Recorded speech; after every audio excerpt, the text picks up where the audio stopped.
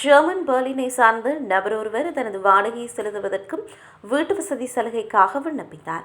ஆனால் அவரிடம் 57,500 யூரோக்கள் சேமிப்பு இருந்ததால் அவரது கோரிக்கை நிராகரிக்கப்பட்டது. இது குடிமகன்களின் வருமானத்திற்கு பயன்படுத்தப்படும் 40,000 யூரோக்கள் சொத்து வரம்பை விட அதிகமாக இருப்பதாக அதிகாரிகள் தெரிவித்தனர்.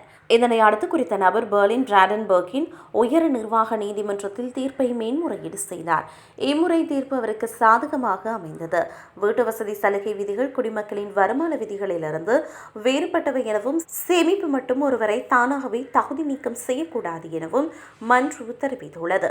அத்துடன் ஒரு நபர் தனது சேமிப்பை வீட்டு வசதி செலவுகளை செலுத்த பயன்படுத்துவார் என எதிர்பார்ப்பது நியாயமானதா என்பதனை சரிபார்க்க வேண்டும் என நீதிபதிகள் கூறினர்.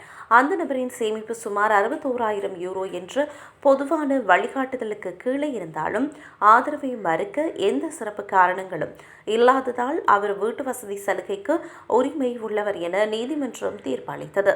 நீதிமன்றத்தின் இந்த முடிவு எதிர்கால வழக்குகளை பாதிக்கலாம் என்பது குறிப்பிடத்தக்கது.